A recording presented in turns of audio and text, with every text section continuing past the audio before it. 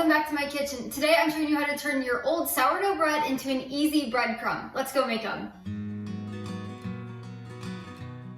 To get started, we are going to need your old scraps of bread. So you can use anything from an entire loaf of bread to just a few scraps. You could even do just like the butt ends of your loaf, but you'll want to grab any sourdough bread that you have on hand, whether it's old or fresh and you're just not going to use it. So this recipe is a really good idea if you are new to sourdough baking and you've had one or two failed sourdough bread loaves. Just cut it up into cubes and make breadcrumbs with it. So to get started, you're going to grab your bread, whether it's old or fresh, some kind of serrated bread knife, as well as a sheet pan. You do not need to line this or anything. And then you're also going to preheat your oven to 400 degrees Fahrenheit. Once you've collected all of your supplies and preheated the oven, you're going to grab a cutting board, and then you're going to just put all of your bread on there, or half, as much as you want.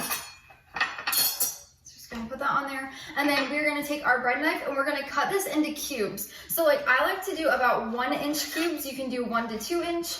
It doesn't really matter. You just want them to be about the same size. That way you don't end up having small pieces that burn and big pieces that are not going to dry out. Again, this is just a quick cut.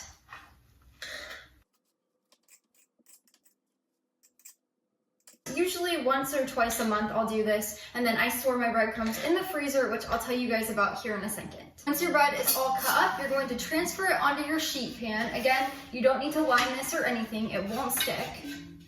And we're going to grab all of the crumbs, just get those on there. And then you're gonna just spread this out with your hands. You wanna make sure the bread is not super packed on here. If you have a lot of bread, grab 2 or 3 different pans, but this is what you wanna do, if you can see that. Now we're going to pop this in our 400-degree preheated oven for about 10 to 20 minutes until it's all dry, and you'll see that each piece is golden brown. Let's go put them in. If you have any pieces that are a little bit soft still, you'll wanna keep baking it. Otherwise, they're ready to go on to the next step.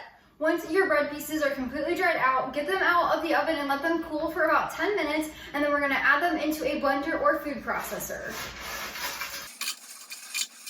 Then we are going to add on our lid, and we're going to blend this on high speed for about 30 seconds or until every bread piece is into a dust.